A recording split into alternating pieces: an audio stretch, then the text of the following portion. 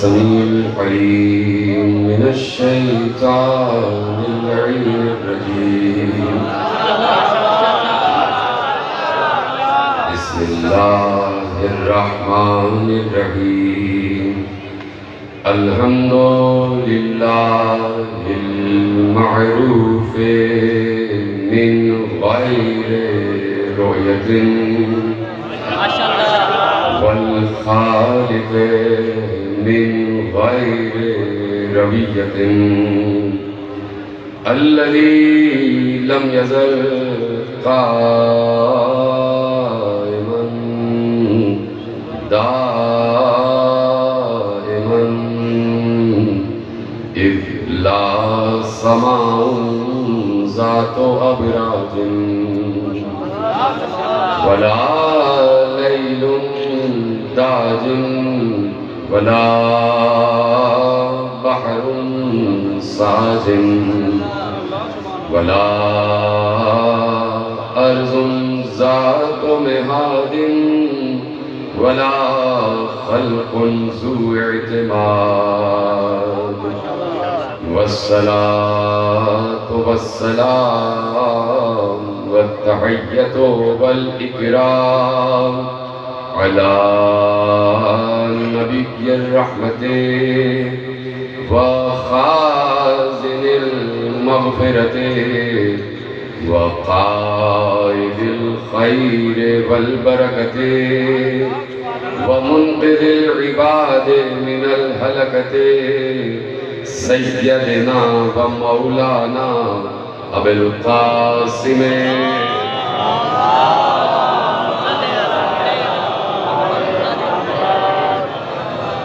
وأهل بيته الطيبين الطاهرين المعصومين المظلومين المنتخبين المنتجبين الذين أذهب الله عنهم الرجس وطهرهم تطهيرا.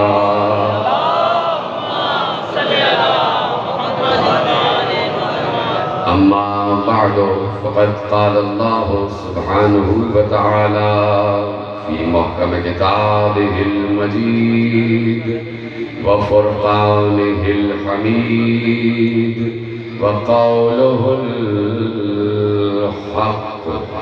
بسم الله الرحمن الرحيم.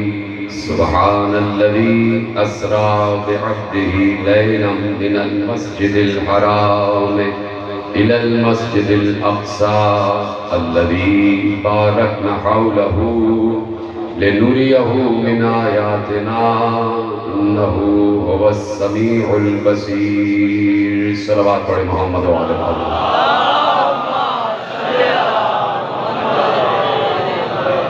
پروردگار عالم کا شکر ہے کہ اس نے ہمیں اس منزل پر بلند فرمایا ہے کہ ہم بصد فخر یہ جملہ کہہ سکتے ہیں کہ وہ آسمانوں پہ جن سے محبت کرتا ہے ہم زمینوں پر ان سے محبت کرتے ہیں.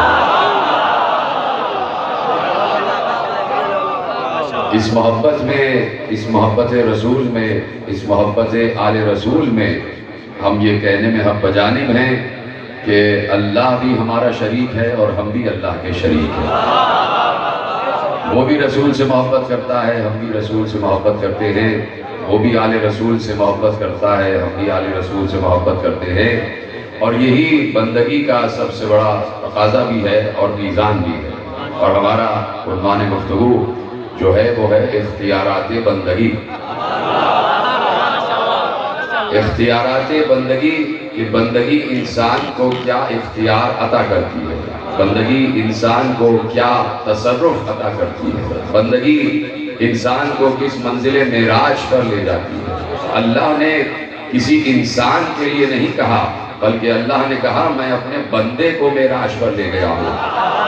تو ہم 1400 برس سے مجلس ادا کا فرش بچھا کر دنیا کو بتا رہے ہیں کہ بندے بن جاؤ.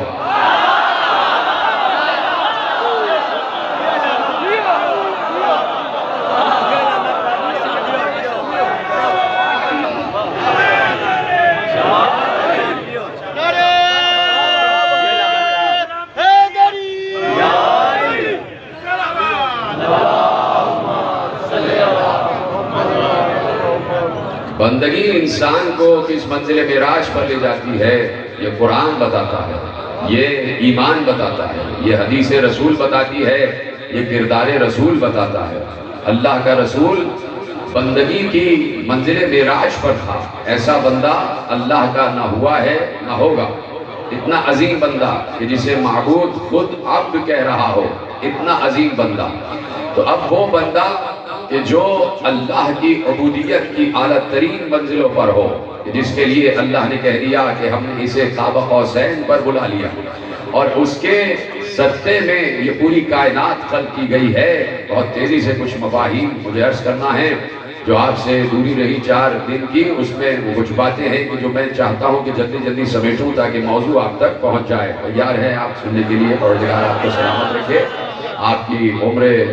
آپ کو عمر خضر عطا ہو، پروردگار آپ کی مال و دولت میں اضافہ کرے، پروردگار آپ کو حاسدوں کے شر سے محفوظ رکھے، پروردگار اس فرش عزا کی حفاظت فرمائے، صاحب غیبت کی حفاظت فرمائے، پروردگار آپ کو کوئی غم نہ دے سوا غم حسین کے۔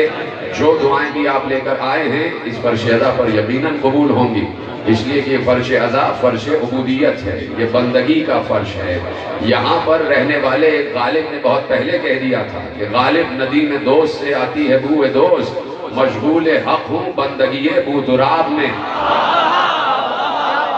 یہاں بندگی ہو رہی ہے، یہاں بندگی ہو رہی ہے، یہاں عبودیت کی منزلیں طے کی جا رہی ہیں۔ تو اب جتنے انبیاء ہیں وہ سب کے سب صدقہ ہیں رسول کے نور کا، وہ سب کے سب صدقہ ہیں رسول کے ظہور کا، چاہے آدم ہوں، چاہے نوح ہوں، چاہے ابراہیم ہوں، چاہے موسیٰ ہوں، چاہے عیسیٰ ہوں، یہ جتنے 1,23,999 انبیاء ہیں، یہ سب کے سب ظہور مصطفیٰ کا صدقہ ہیں، نور مصطفیٰ کا صدقہ ہیں۔ جتنے انبیاء آئے سب کو اللہ نے علم عطا کیا، کوئی نبی بھی بغیر علم نہیں آیا۔ اللہ نے کہہ دیا علم آدم الاسماء کلہا، ہم نے آدم کو کل کے کل اسماء کا علم دے دیا۔ مجھے کوئی بتا سکتا ہے کہ یہ کل اسماء تھے کیا، یہ کل علم تھا کیا؟ کون تشریح کر سکتا ہے اس کی؟ کوئی بندہ ہی تشریح کر سکتا ہے۔ جب اللہ کا وہ بندہ کہ جس کا نام ہی صادق بندہ ہے، جس کا نام ہی صادق آل محمد ہے، ان سے پوچھا گیا کہ مولا علمہ آدم الاسماء کلہا، اس کی تفسیر کیا ہے؟ کیا کیا دیا گیا آدم کو؟ کیا کیا علم آدم کو نوازا گیا؟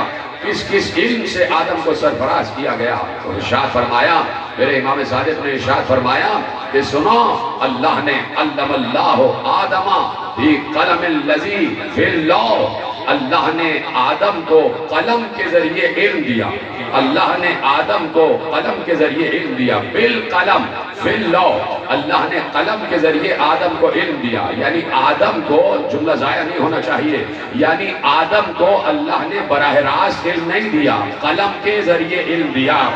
اب ذرا تلاش کرو یہ قلم ہے کون کہ جس کے ذریعے علم دیا جا رہا ہے؟ بالقلم الذی فی اللوح، اللہ نے قلم کے ذریعے جو لوح پر چل رہا تھا اس کے ذریعے آدم کو علم عطا فرمایا۔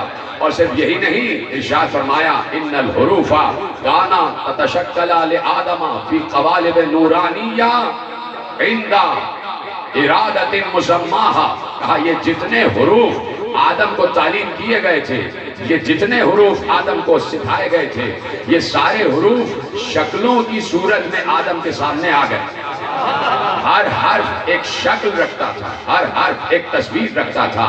آدم کے سامنے سارے حروف تصویر کی شکل میں مجسم ہو کر آ گئے، سب آدم کے سامنے قوالب نورانیہ کی شکل میں متشکل ہو گئے۔ اور ایسے میں معصوم نے گفتگو آگے بڑھائی، کہا کہ اللہ نے علم اللہ آدم 70,000 بابا من العلم، اللہ نے آدم کو 70,000 علم کے باب تعلیم کیے۔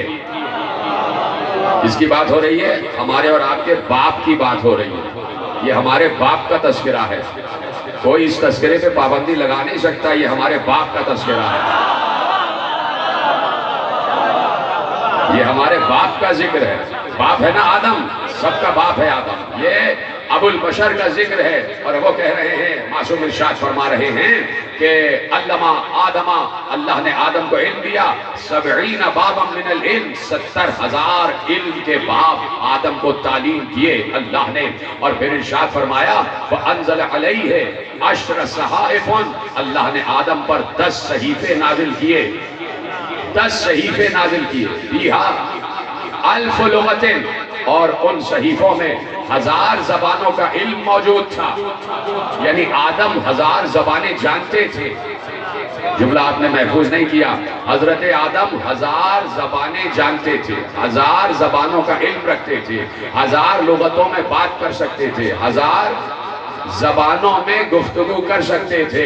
پڑھا لکھا بندہ میرے سامنے بیٹھا ہوا ہے، یہ مجھے بتایا جائے کہ جب حضرت آدم زمین پر آئے ہیں تو کیا پہلے سے کوئی انسان موجود تھا؟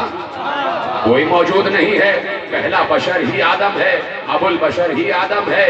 وہ علیحدہ بات ہے کہ آدم تراب سے بنا ہے، یہ جگہ سلامت رہے، ایسی جملے محفوظ کریں۔ آدم ابو البشر ہیں، آدم سب سے پہلا انسان ہے جو زمین پر آیا ہے، اس سے پہلے کوئی انسان ہے ہی نہیں۔ جب زمین پر کوئی انسان ہی نہیں ہے تو پھر یہ 1000 زبانوں کا علم دیا کیوں ہے؟ کس سے بات کریں گے آدم؟ کس سے گفتگو کریں گے آدم؟ کوئی بات ہی کرنے والا نہیں ہے، تو 1000 زبانوں کا علم دیا کیوں ہے؟ تو یقیناً جملہ پہنچے گا، دائیں بائیں آگے پیچھے جتنے حضرات بیٹھے میں، خدا سب کو سلامت رکھے، جملہ پہنچے گا کہ جب حجت خدا اس وقت آئے کہ جب زمین پر کوئی زبان بولنے والا تھا ہی نہیں، تب اپنے حجت کو 1000 زبانوں کا علم دے کے بھیجتا ہے۔ جب پوری دنیا میں 1000 زبانیں بولنے والے لوگ ہوں تو کیا اپنے حجت زمانہ کو بغیر زبان بھیج دے گا؟ بغیر علم بھیج دے گا؟ جب زبان سمجھنے والے موجود ہیں تو جتنے حجت آئے سب کے سب زبانوں کا علم لے کر آئے۔ کہا کہ اللہ نے 10 صحیفے نازل کیے، ان صحیفوں میں 1000 زبانوں کا علم موجود تھا، ان صحیفوں میں 1000 زبانوں کا علم موجود تھا۔ اب ارشاد فرمایا قد تبین اللہ فی اخبار الدنیا، اور ان صحیفوں میں دنیا میں جو کچھ ہونے والا تھا وہ سب کا سب ان صحیفوں میں لکھا ہوا تھا۔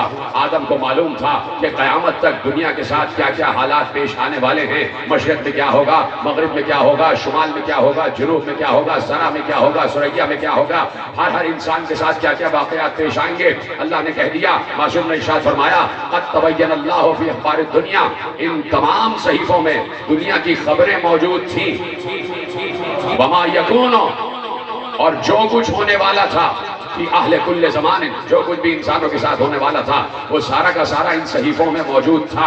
آدم جانتے تھے، آدم کے پاس اللہ نے علم دیا تھا، علم آدم الاسماء کلہا۔ صرف ایک جملے کے لیے زحمت دے رہا ہوں، اور وہ جملہ جو آپ تک پہنچے گا تو یقیناً آپ سے میں دعا لینے کے لیے بیٹھا ہوا ہوں۔ علم آدم الاسماء کلہا، 10 صحیفے نازل ہوئے، ان صحیفوں میں 1000 زبانوں کا علم تھا، 1000 حروف کی تعلیم دی گئی، اور ان تمام صحیفوں میں دنیا میں آخر تک جو کچھ ہونے والا تھا وہ سب کا سب لکھا ہوا تھا۔ انسانوں کے ساتھ جو کچھ حالات پیش آنے والے تھے وہ سب کے سب لکھے ہوئے تھے۔ کہا صرف یہی نہیں کہ انسانوں کے ساتھ حالات پیش آنے والے تھے وہ لکھے ہوئے تھے، نہیں، بلکہ کہا وَذُكِرَ فِي صُوَرِهِمْ وَسِيَرِهِمْ وَأَنْبِيَائِهِمْ وَمُلُوكِهِمْ وَرِعَایَاهِمْ وَشَرِيعَتِهِمْ۔ ہاں، ان تمام صحیفوں میں یہ بھی لکھا ہوا تھا کہ انسان کتنے آئیں گے، ان کی صورتیں کیا ہوں گی، ان کی سیرتیں کیا ہوں گی، کتنے بادشاہ آئیں گے، کتنی رعایا ہوگی، انبیاء کتنے آئیں گے، اور جو کچھ بھی زمین کے ساتھ پیش آنے والا تھا سب کچھ صحیفوں میں لکھا ہوا تھا۔ جملہ یقیناً آپ کے حوالے کر رہا ہوں، حضرت آدم کو قیامت تک آنے والے ہر انسان کی شکل دکھائی گئی۔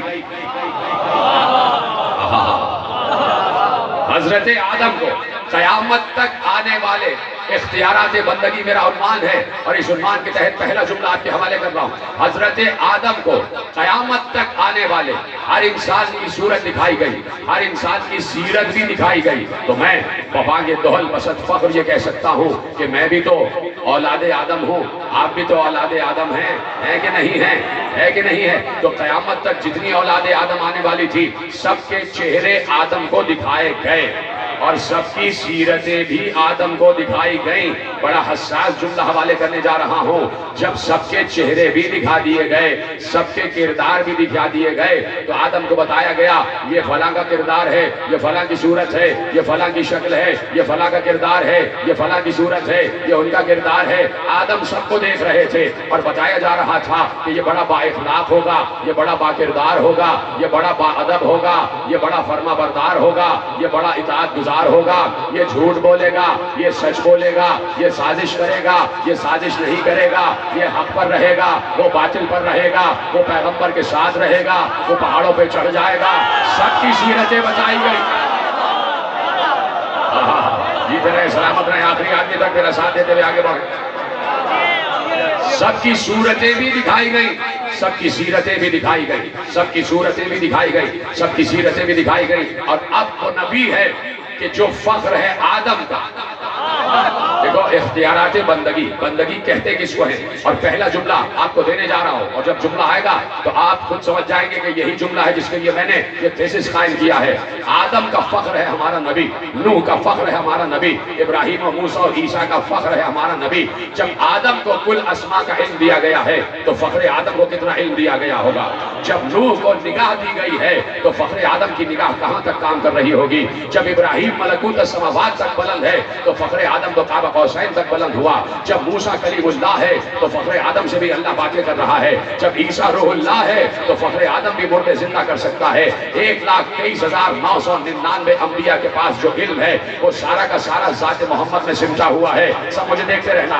1,23,999 انبیاء کا جو علم ہے وہ سارا کا سارا ذات مصطفیٰ میں سمٹا ہوا ہے. نہیں بلکہ ذات مصطفیٰ میں جو علم ہے وہ پھیلا تو آدم تک پہنچا، نوح تک پہنچا، ابراہیم تک پہنچا، موسیٰ تک پہنچا، عیسیٰ تک پہنچا، یعقوب تک پہنچا، یوسف تک پہنچا، اسماعیل تک پہنچا، اسحاق تک پہنچا، ایوب تک پہنچا، لوط تک پہنچا، ہود تک پہنچا، صالح تک پہنچا. سارے انبیاء تک پیغمبر کا علم پہنچا. اتنا عظیم علم رکھنے والا نبی، اتنا عظیم علم رکھنے والا نبی. آگے پیچھے دائیں بائیں جتنے حضرات بیٹھے ہیں سب کے حوالے جملہ کر رہا ہوں. اختیارات بندگی، بندگی میرا عنوان ہے اور بندگی کے حوالے سے عظیم جملہ آج کی تقریر کا پہلا جملہ آپ کے حوالے کر رہا ہوں. اتنا علم رکھنے والا نبی، اتنا علم رکھنے والا نبی جو قاب قوسین تک پہنچا ہوا ہے، جس نے سدرہ بھی دیکھا ہوا ہے، جس نے جنتیں بھی دیکھی ہوئی ہیں، جس نے جہنم بھی دیکھا ہوا ہے، جس نے شجر طوبہ بھی دیکھا ہوا ہے، جس نے عرش بھی دیکھا ہوا ہے، جس نے کرسی بھی دیکھا ہوا ہے، جس نے لوح بھی دیکھا ہوا ہے، جس نے قلم بھی دیکھا ہوا ہے. نہیں بلکہ جو خود لوح ہے، جو خود قلم ہے، جو خود عقل ہے، جو خود نور ہے، جو خود وجود ہے. اتنا عظیم علم رکھنے والا نبی کہ جو دنیا کو دیکھ کر بتا دیتا ہے کہ کسی کے ساتھ کیا پیش آنے والا ہے. جو مشرقوں کی خبر رکھتا ہے، جو مغربوں کی خبر رکھتا ہے، جو سرا کی خبر رکھتا ہے، جو سریا کی خبر رکھتا ہے، جو آسمانوں کی خبر رکھتا ہے، جو زمینوں کی خبر رکھتا ہے، جو انسانوں کی خبر رکھتا ہے، جو جنات کی خبر رکھتا ہے، جو ملائکہ کی خبر رکھتا ہے، جو فرشتوں کی خبر رکھتا ہے، جو انبیاء کی خبر رکھتا ہے، جو اوصیاء کی خبر رکھتا ہے، جو اولیاء کی خبر رکھتا ہے، جو شہداء کی خبر رکھتا ہے، جو صالحین کی خبر رکھتا ہے، جو صدیقین کی خبر رکھتا ہے. اتنا علم رکھنے والا نبی جب مصلی پہ بیٹھتا ہے تو کہتا ہے رب زدنی علما، پروردگار میرے علم میں اضافہ.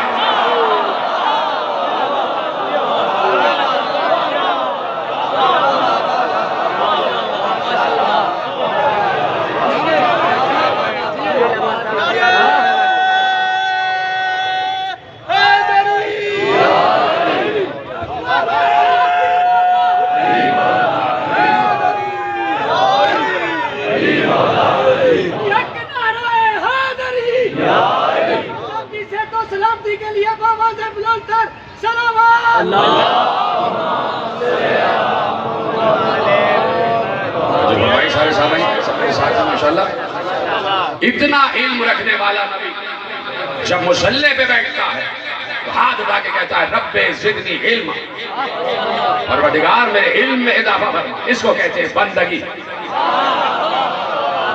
اس کو کہتے ہیں بندہ ہونا، اس کو کہتے ہیں عبودیت. یعنی چاہتے ہیں مسلسل علم میں اضافہ ہو. کیوں علم میں اضافہ ہو؟ اس لیے کہ اللہ لامحدود ہے تو علم بھی لامحدود ہے. اللہ لامحدود ہے تو علم بھی لامحدود ہے. اور جب میں کہہ رہا ہوں کہ یہ علم پھیلا ہے تو انبیاء میں تقسیم ہوا ہے. اگر یقین نہ آئے اور جب یہ علم سمٹا ہے تو ذات مصطفیٰ میں سمٹ کر آ گیا. اگر یقین نہ آئے تو اسی مصطفیٰ کے وسیع نے، بھئی نبی سے تو چھوٹا ہوتا ہے نا وسیع، نبی سے تو چھوٹا ہوتا ہے وسیع، اس نبی کے وسیع نے ایک جملہ کہا تھا، جو جملہ 1400 برس سے ممبر سے دہرایا جا رہا ہے، اور جو جملہ سامعین کے ذہن میں محفوظ ہے، جو جملہ بچے کو یاد ہے کہ فرمانے والے نے فرمایا کہ اللہ نے 114 صحیفے نازل کیے، آدم پر 10 صحیفے نازل ہوئے، اس میں کتنا علم ہے؟ قیامت تک کا علم ہے، اور جب 114 صحیفے نازل ہوئے ہیں تو کتنا علم ہوگا؟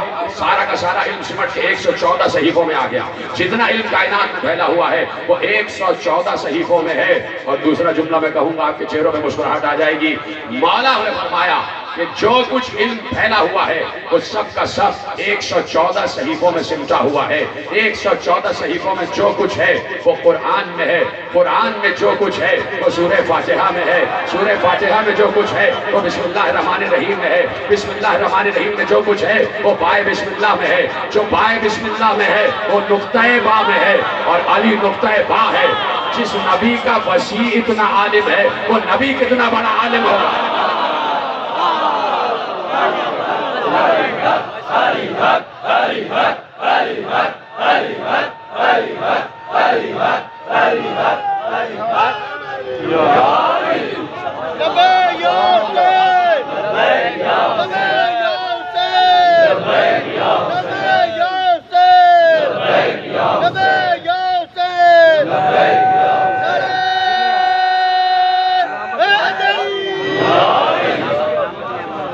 توجہ فرما رہے ہیں آپ؟ تو جہاں نبی کے وسیع کا یہ علم ہو وہاں نبی کا کیا علم ہوگا؟ پیغمبر نے بتایا، پیغمبر کے صادق نمائندے نے بتایا کہ آدم کو قیامت تک آنے والے ہر شخص کی صورت دکھائی گئی، آدم سب کی صورتیں یاد کیے ہوئے تھے۔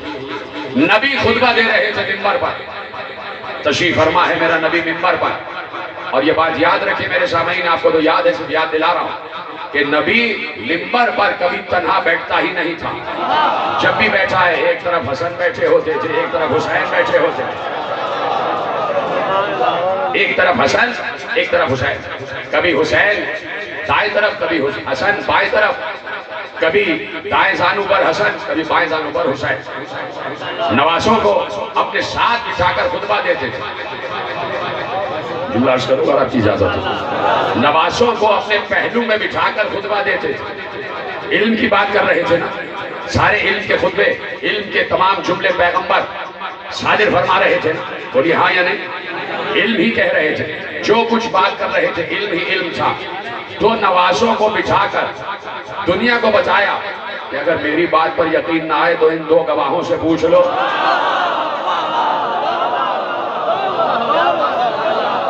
اپنے ساتھ گواہ بٹھاتے تھے، اور ایک گواہ سامنے بیٹھا ہوتا تھا، دو گواہ دائیں بائیں، اور ایک گواہ علی کی صورت میں سامنے بیٹھا ہوتا۔ وہ تخلیق کائنات کا گواہ ہے وہ علی، اور پیغمبر خطبہ دے رہے ہیں، اور خطبہ دیتے دیتے پیغمبر نے کہا دیکھیے قرآن جو ہے وہ ہر مسئلے کا حل اپنے دامن میں محفوظ رکھتا ہے۔ اس بات سے تو آپ متفق ہو؟ ہر مسئلے کا حل قرآن اپنے دامن میں محفوظ رکھتا ہے۔ اگر کہیں کوئی نبی کے علم پر اعتراض کرے کہ نبی کے پاس یہ علم نہیں تھا، نبی کے پاس یہ علم نہیں تھا، نبی کے پاس یہ علم نہیں تھا، اور آگے آنے والی تقریروں میں ہم عرض کریں گے اور اس کا جواب بھی دیں گے، اور اس کا جواب قرآن سے دیں گے کہ نبی کے پاس کتنا علم تھا۔ وہ نبی کہ جو فخر آدم وہ خطبہ دے رہے ہیں، اور خطبہ دیتے دیتے عرض کرو، خطبہ دیتے دیتے پیغمبر نے ایک بار ارشاد فرمایا عرضت علی امتی کما عرضت علی آدم، کہ میرے سامنے میری پوری امت کو پیش کیا گیا، میرے سامنے میری پوری امت کو، اس وقت بھی امت محمد ہے اور قیامت تک امت محمد رہے گی۔ عرضت علی امتی کما عرضت علی آدم، اللہ نے میرے سامنے میری پوری امت کو پیش کیا جیسے آدم کے سامنے قوم آدم کو پیش کیا۔ وَعَلِمْتُ مَنْ يُؤْمِنَ بِي وَمَنْ يَكْفُرْ بِي، اور میں جانتا ہوں کہ ان میں سے کتنے مومن ہوں گے کتنے کافر ہوں گے۔ سلامت رہے آپ۔ پیغمبر اپنے علم کا اعلان کر رہے تھے، عرضت علی امتی کما عرضت علی آدم وعلمت من یؤمن بی ومن یکفر بی، اور میں جانتا ہوں کہ ان میں سے کتنے مومن ہونے والے ہیں اور کتنے کافر ہونے والے ہیں۔ مجھے اندازہ ہے کہ گرمی بہت ہے، حبس بہت ہے، لیکن جب ولایت علی کی ہوا چلنے لگ جائے تو موسم خوشگوار ہو جاتا ہے۔ میرے ساتھ رہیے گا۔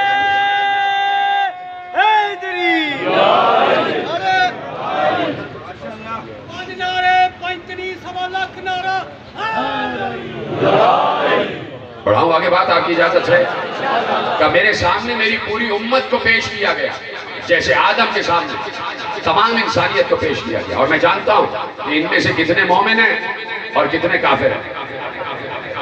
تو جملہ میں اس لیے رک رہا ہوں کہ میں جملہ عرض کروں یا نہ کروں، سوچ رہا ہوں۔ پیغمبر جانتے ہیں کتنے مومن ہیں اور پیغمبر جانتے ہیں کتنے کافر ہیں، تو پیغمبر سے پوچھو نا کافر کون ہے۔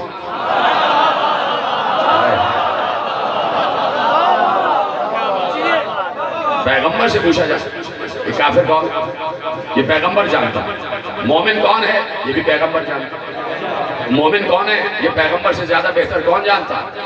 اس لیے کہ مومن کہتے ہیں ایمان والے کو، اور ایمان والا کہتے ہیں اسے جو ایمان کو پہچانتا ہو، اور رسول نے خندق میں ایمان کا تعارف کرا دیا تھا۔ اگر کوئی کہیں پر کسی گروہ کو بیٹھ کر کفر کا الزام لگا رہا ہے تو جملہ ان کی خدمت عالیہ میں عرض کر دوں کہ مومن کہتے ہیں ایمان والے کو، ایمان والا کہتے ہیں اسے جو ایمان کو پہچانتا ہو۔ ایمان کیا ہے، خندق میں پیغمبر نے بتایا۔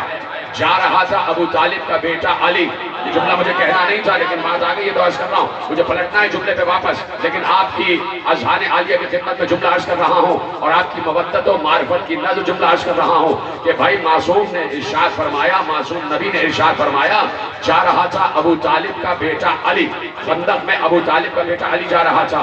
پیغمبر نے کہا یہ علی نہیں جا رہا، یہ ایمان جا رہا ہے، یہ کل ایمان جا رہا ہے۔ تو میرے عزیزو، عالم اسلام کی خدمت میں دست بستہ جملہ عرض کرنا چاہتا ہوں کہ خندق میں پیغمبر نے علی کو ایمان کا لقب دے دیا، کل ایمان کا لقب دے دیا۔ اب علی ہے ایمان، علی ہے ایمان، اور علی والا ہے ایمان والا۔ علی والا ہے کون؟ ایمان والا، اور ایمان والا کون ہے؟ علی والا، اس لیے کہ ایمان نام ہے علی کا، ایمان نام ہے علی کا۔ اب پیغمبر کے جملے کی تفسیر و ترجمہ کرو کہ میرے سامنے میری پوری امت کو پیش کیا گیا، پتہ نہیں جملہ پہنچے گا یا نہیں، میری پوری امت کو پیش کیا گیا، میں جانتا ہوں ان میں کون ایمان والا ہے، کون کافر ہے۔ اب پیغمبر کے ترجمے کی روشنی میں جملہ ایسے بھی ہو سکتا ہے کہ میں ان میں جانتا ہوں کون علی والا ہے، کون علی والا نہیں ہے۔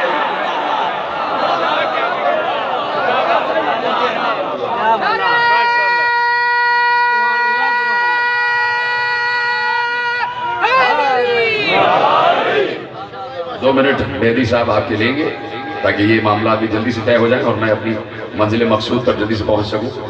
محمد و آل محمد،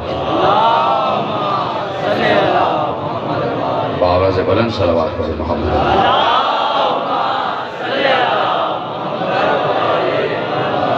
تو جو ہے بات آگے بڑھائی جائے، ابھی تو میں نے روایت کامل کی ہی نہیں ہے، تاکہ روایت کامل ہو جائے، یہ معاملات طے ہو گئے۔ اب روایت آگے بڑھاتا ہوں۔ پیغمبر نے کہا کہ مجھے معلوم ہے کہ کتنے ان میں ایمان والے ہیں اور کتنے ان میں کافر ہیں۔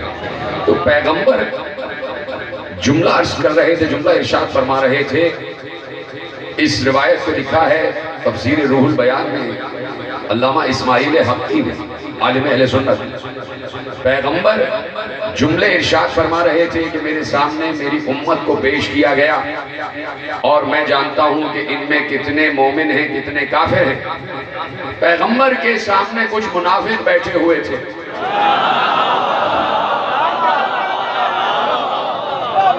منافق بیٹھے ہوئے تھے، ان میں سے دو تین منافق آپس میں کہنے لگے کہ یہ بڑی باتیں کرتے ہیں، یہ سب کو جانتے ہیں کہ کس کے پاس ایمان ہے کس کے پاس ایمان نہیں ہے، لیکن ہمارے دل کی منافقت نہیں جانتے۔ اب یہ آپس میں باتیں کر رہے ہیں، کون؟ منافق۔ نام لینے میں کوئی حرج نہیں ہے، نام ہے نا منافق، ایک صفت ہے، اس صفت کا ذکر قرآن میں بھی ہے، پورا سورہ ہے، مومنون کے نام سے بھی ہے اور منافقون کے نام سے بھی ہے۔ یہ مومنون کون ہیں یہ بھی آپ جانتے ہیں، یہ منافقون کون ہیں یہ بھی آپ جانتے ہیں۔ پورا عالم اسلام جانتا ہے کہ مومن کی تفسیر کیا ہے اور منافق کی تفسیر کیا ہے۔ جو دل میں کچھ رکھے زبان پر کچھ ہو اسے منافق کہتے ہیں، مومن اسے کہتے ہیں کہ جو دل میں ہو زبان پر بھی وہی ہو۔ تو اب یہ منافق کون ہے؟ قرآن نے سورہ منافقون میں ارشاد فرمایا اذا جاءک المنافقون، اے نبی یہ منافق آپ کے پاس آتے ہیں۔ تھک گئے شاید آپ؟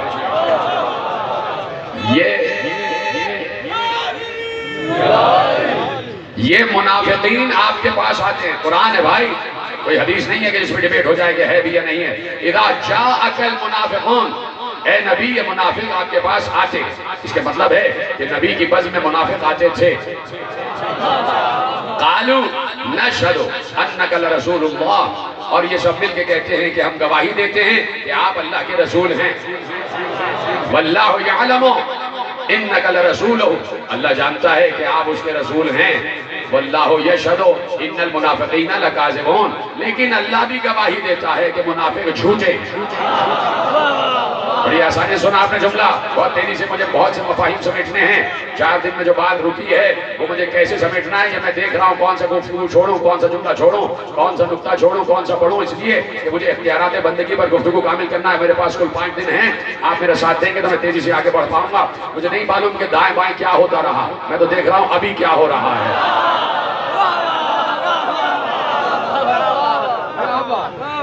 اور سمجھ رہے ہیں آج 5 محرم ہے تو ہمارے لیے 5 کا عدد بڑی اہمیت رکھتا ہے۔ سلامت رہیں، سب میرے ساتھ رہیے گا، آگے پیچھے دائیں بائیں سب۔ میں آپ کی محبتوں کا بڑا شکر گزار ہوں اور آپ کے خلوص کا بڑا شکر گزار ہوں۔ یہ ایک ذاکر سے نہیں بلکہ حسین سے محبت ہے، یہ حسین سے محبت ہے۔ یہ جتنے حضرات بیٹھے ہیں سب کے سب حسینی بیٹھے ہوئے ہیں، سب کے سب مادر حسین کو خراج عقیدت پیش کرنے بیٹھے ہیں۔ میں بھی ان کا ایک ادنا سا خادم ہوں، ایک ادنا سا غلام ہوں، ایک ادنا سا نوکر ہوں، اور یہ تمام معاملات انہی کے سپرد ہوتے ہیں۔ وَأُفَوِّضُ أَمْرِي إِلَى اللَّهِ إِنَّ اللَّهَ بَصِيرٌ بِالْعِبَادِ، میں اپنے تمام امور اللہ کے سپرد کرتا ہوں، وہ بندوں کو بہتر جانتا بھی ہے، پہچانتا بھی ہے۔ یہ بھی بندگی کا ایک طریقہ ہے کہ اپنے امور کو اللہ کے سپرد کر دیا جائے اور پھر صبر کے ساتھ بیٹھا جائے۔ صبر صرف یہی نہیں ہے کہ خاموش بیٹھا جائے، بھائی صبر صرف یہی نہیں ہے کہ خاموش بیٹھا جائے۔ صبر کا مطلب کیا ہے؟ حضرت یعقوب پوری زندگی روتے رہے ہیں، پوری زندگی روئے ہیں، اور کسی مردہ کو نہیں روئے ہیں، زندہ کو روئے ہیں۔ حضرت یعقوب اپنے زندہ بیٹے کو روئے ہیں اور 1-2 دن نہیں روئے ہیں، پوری زندگی حضرت یعقوب روئے ہیں۔ اور روئے تو اللہ نے یہ نہیں کہا کہ یعقوب بے صبرہ تھا، اللہ نے کہا یعقوب نے صبر جمیل کیا ہے، یعنی رونا صبر جمیل ہے، رونا صبر جمیل ہے۔ ہم روتے رہے، ہم گریہ کرتے رہے اور گریہ کرتے رہیں گے رسول کے نواسے پر۔ توجہ ہے میرے ساتھ ہیں؟ تو اب اللہ کہہ رہا ہے کہ تمہاری بزم میں منافق آتے ہیں اور کہتے ہیں، گواہی دیتے ہیں، صرف کہتے نہیں ہیں، گواہی دیتے ہیں کہ تم اللہ کے رسول ہو، گواہی دیتے ہیں کہ آپ اللہ کے رسول ہیں، اللہ کو معلوم ہے کہ آپ اللہ کے رسول ہیں، لیکن اللہ بھی گواہی دیتا ہے۔ منافق گواہی دیتے ہیں کہ تم اللہ کے رسول ہو اور اللہ گواہی دیتا ہے کہ منافق جھوٹے۔ کیوں بھائی منافق جھوٹے کیوں ہیں؟ وہ کہہ تو رہے اشہد ان محمد رسول اللہ۔ بہت آہستگی سے آپ نے سمجھا، بڑی تیزی سے سمجھتے ہوئے آگے بڑھے۔ بھائی منافق جھوٹے کیوں ہیں؟ سوال کرنے کا حق رکھتا ہوں، دست ادب جوڑ کر، سر تسلیم خم کر کے، اپنی پیشانی کو سجدے میں سر رکھ کر پروردگار سے ایک عبد کی حیثیت سے، ایک بندے کی حیثیت سے، اس کی ایک مخلوق کی حیثیت سے سوال کر سکتا ہوں کہ پروردگار منافق جھوٹے کیوں ہیں؟ کیا رسول محمد اللہ کے رسول نہیں ہے؟ وہ صحیح تو کہہ رہے ہیں اشہد ان محمد رسول اللہ۔ اچھا جو اشہد ان محمد رسول اللہ کہہ رہا ہے وہ اشہد اللہ الہ الا اللہ بھی تو کہہ رہا ہوگا۔ جس نے اشہد ان محمد رسول اللہ کہا ہے وہ اشہد اللہ الہ الا اللہ بھی کہہ رہا ہوگا، یعنی وہ اشہد اللہ الہ الا اللہ بھی کہہ رہا ہے اور اشہد ان محمد رسول اللہ بھی کہہ رہا ہے۔ ہم 1400 برس بعد پیغمبر سے اتنی دوری کے فاصلے پہ کہہ رہے ہیں اشہد ان محمد رسول اللہ، اور منافق پیغمبر کو دیکھ کر کہتے تھے آپ اللہ کے رسول ہیں۔ تو پیغمبر کو دیکھتے تھے، اس وقت موجود تھے، اصحاب کرام بھی موجود تھے ایمان کی صورت میں، اور کچھ منافقین بھی موجود تھے نفاق کی صورت میں۔ تو اصحاب بھی دیکھ رہے تھے یہ منافق آ رہے ہیں اور پیغمبر سے کہہ رہے ہیں کہ آپ اللہ کے رسول ہیں۔ تو بھائی جو اشہد ان محمد رسول اللہ کہہ رہے ہیں، توجہ، وہ اشہد ان لا الہ الا اللہ بھی کہہ چکا ہے۔ تو گویا منافق دو کلمے پڑھ رہے تھے، اشہد ان لا الہ الا اللہ تو اشہد ان محمد رسول اللہ، اس کے باوجود اللہ کہہ رہا ہے ان منافقین کے لا الہ الا اللہ پر بھی یقین نہ رکھنا، محمد رسول اللہ پر بھی یقین نہ رکھنا۔ تو پروردگار کس کے لا الہ الا اللہ اور محمد رسول اللہ کو مانا جائے؟ کہا کہ منافق کے کہنے پر نہ ماننا، مومن کے کہنے پر ماننا۔ تو اب کیسے پتا چلے کہ منافق کہتے کس کو ہیں؟ منافق کہتے کس کو ہیں؟ جاؤ پڑھو، صحیح مسلم میں لکھا ہوا ہے، سنن ابن ماجہ میں لکھا ہوا ہے، مشکات شریف میں لکھا ہوا ہے، ترمذی شریف میں لکھا ہوا ہے، کنز العمال میں لکھا ہوا ہے، سوائط محرقہ میں لکھا ہوا ہے کہ حضرت ابو سعید خدری رضی اللہ تعالی عنہ فرماتے ہیں کہ جب ہم اپنی بزم سے منافق کو جدا کرنا چاہتے تھے تو علی علی کیا کرتے تھے۔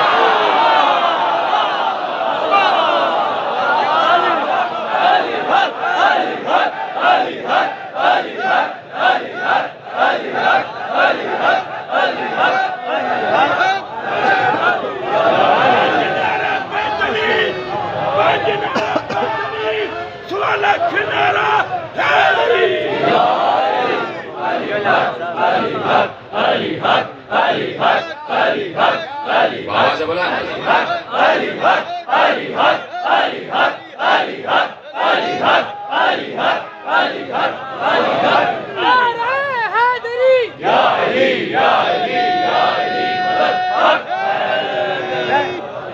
توجہ فرما رہے ہیں آپ؟ اس کا مطلب ہے کہ منافق کا نہ کلمہ توحید قبول ہے نہ کلمہ رسالت قبول ہے۔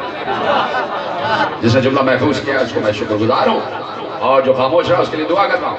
منافق کا نہ کلمہ توحید نہ کلمہ رسالت، دونوں کلمے اللہ کی بارگاہ میں قبول نہیں ہیں، اس لیے کہ اللہ کہہ رہا ہے یہ جھوٹے ہیں، ان کی زبان میں کچھ ہے دل میں کچھ ہے، ان کی زبان میں کچھ ہے دل میں کچھ ہے۔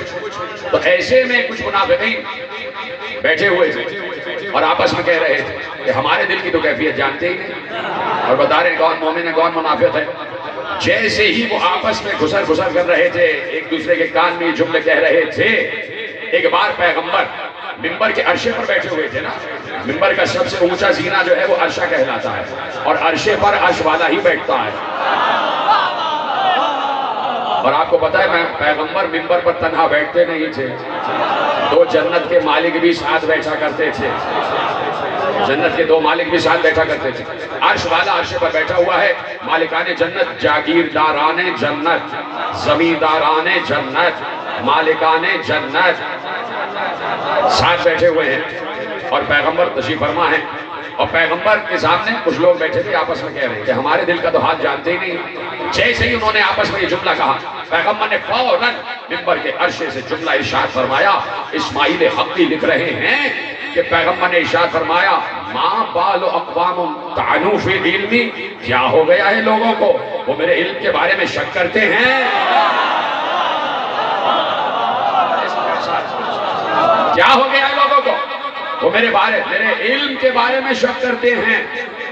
میں قیامت تک لا تسألونی عن شیء بینکم وبین الساعہ، میں قیامت تک جو کچھ بھی ان کے اور قیامت کے درمیان جو کچھ بھی ہونے والا ہے میں بیان کر سکتا ہوں۔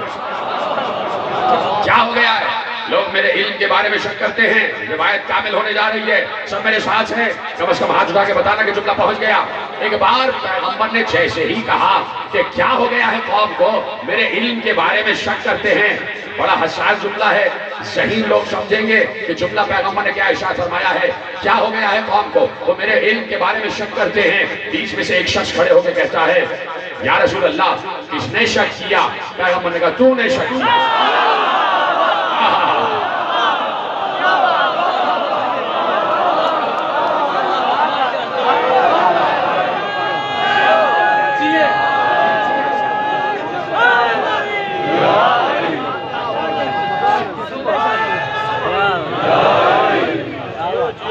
جو ہے رسول جانتا ہے، قیامت تک جتنا علم ہے رسول کو علم ہے، جملے کا لطف لے لیتے قیامت تک جتنا علم ہے رسول کو علم ہے.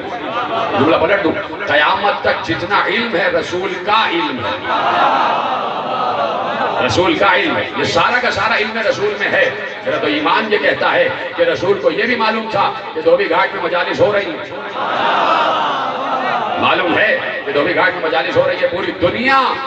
پوری دنیا اس وقت عزائے حسین کا فرش بنا ہوا ہے. پوری دنیا میں عزائے حسین کا فرش بچھا ہوا ہے. پیغمبر حل علم رکھتا ہے, اور اللہ نے کہا کہ اللہ ارشاد فرمایا ما کان اللہ لیطلعکم علی الغیب ولکن اللہ یجتبی من رسلہ من یشاء. ارشاد فرمایا کہ اللہ اپنا علم غیب کسی پر ظاہر نہیں کرتا. اللہ اپنا علم غیب کسی پر ظاہر نہیں کرتا. ہاں, جسے رسولوں میں سے مجتبی کہے اس کو بتا دیتا. اسماعیل حقی روح البیان اس میں روایت لکھ رہے ہیں کہ انس بن مالک نے روایت محفوظ کی کہ جنگ بدر کی شب, بس بالکل تقریر آخر براہم میں مڑ گئی. آج موضوع آپ کے تعارف کی منزل پر پہنچ چکا ہے. اختیارات بندگی میرا عنوان ہے, سب میرے ساتھ ہے. خدا آپ کو سلامت رکھے, آپ کی مودتوں کو محبتوں کو سلامت رکھے. میں اس فرش عزا کے فراق میں 4 دن سے سو نہیں پایا. یقین فرمائیں کہ یہ ایک انسیت ہوتی ہے, ایک محبت ہوتی ہے. اور پورا جہاں جہاں میں تقاریر کرتا ہوں, یہاں سے لے کے مغربی ممالک تک, پوری دنیا کا خطہ جانتا ہے کہ میں نے کبھی کوئی افتراق کی بات کی ہی نہیں. میں نے کبھی امت میں تفرقے کو اچھا جانا ہی نہیں, اس لیے کہ امت میری نہیں ہے, امت رسول کی ہے. اور کسی کو حق نہیں ہے کہ امت کو لڑوائے, اس لیے کہ حسین کا پیغام ہی محبت کا پیغام ہے. یہاں سے ہمیشہ محبت کا پیغام گیا ہے. اور فیصل آباد کی فضا ماشاءاللہ سے ہمیشہ سے سازگار رہی ہے. جس نے بھی الٹی سیدھی رپورٹنگ کی ہے تو اس رپورٹر کی رپورٹ ہونی چاہیے.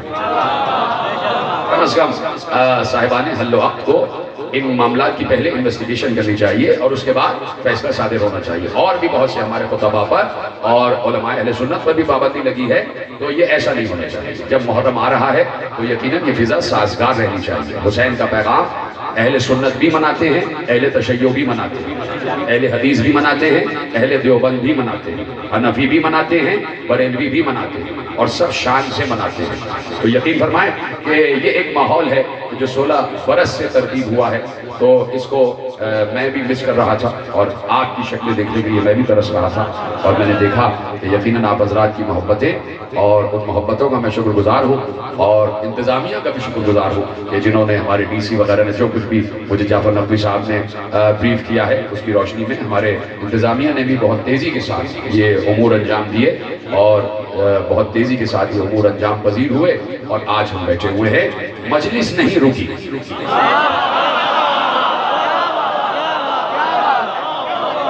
کسی کے آنے یا نہ آنے سے ذکر حسین پر کوئی فرق نہیں پڑتا, منبر خالی نہیں رہتا. میری جگہ علامہ فراز حیدر کاظمی صاحب نے خدا ان کو سلامت رکھے خطاب فرمایا, علامہ راحیل صفدر صاحب نے خطاب فرمایا, مجلس جاری اور ساری رہی, آپ ویسے ہی آتے رہے, اس لیے کہ آپ کو ذکر سے نہیں, ذاکر سے نہیں, ذکر سے الفت ہے. آپ کو ذاکر سے نہیں, ذکر سے الفت. آپ ذکر حسین سننے آئے ہیں تو ختم ہو رہی ہے بات. اسماعیل حقی روح البیان میں لکھتے ہیں کہ شب جنگ بدر آئی, سب سراب سیما سے کہ کل کیا ہوگا. ہماری تعداد کل 313 ہے, وہاں سے 1000 سے اوپر لوگ آ رہے ہیں, کل کیا ہوگا. پیغمبر نے کہا پریشان نہ ہو, آپ میرے ساتھ چلو. پیغمبر اصحاب کو لے کے چلے. قرآن کیا کہہ رہا ہے کہ اللہ اپنا علم غیب کسی پر ظاہر نہیں کرتا, لیکن جو مجتبی رسول ہو اس کو بتا دیتا ہے. یہ اللہ کا علم غیب ہے, اور اللہ رسول کو بتا رہا ہے, اور رسول اصحاب کو بتا رہے ہیں. وہ لے کے چلے رسول, اور کہا پریشان نہ ہو. رسول ایک ایک مقام پر لے کر چلے اور کہا سنو, یہاں پر فلاں کافر کٹ کے گرے گا, یہاں پر وہ کافر کٹ کے گرے گا, یہاں پر اس کا لاشا گرے گا, یہاں پر اس کا لاشا گرے گا. سارے کافروں کے مرنے کی جگہ پیغمبر نے بتا دی. جنگ بدر ہوئی, جنگ بدر فتح ہو گئی. انس بن مالک کہتے ہیں کہ کافروں کے لاشیں پڑے ہوئے تھے. مجھے یقین تو تھا پیغمبر کے علم پر, لیکن میں یقین میں اضافے کے لیے آگے بڑھا کہ جیسے پیغمبر نے بتایا تھا دیکھو ویسا ہی ہے. تو کہتے ہیں جہاں جہاں پیغمبر نے بتایا تھا ناخن بھر کوئی لاشا ادھر سے ادھر نہیں تھا. سلامت رہے. नाखून भर कोई लाशा इधर उधर नहीं था, इंच का फर्क भी नहीं था, इंच का फासला भी नहीं था। यह है पैगंबर का इल्म। तो पैगंबर जब ये तक जानता है कि काफिरों की लाशें कहां पड़े हुए हों, पैगंबर ये भी जानता है कि करबला में हुसैन का लाशा कहां गिरा हुआ है।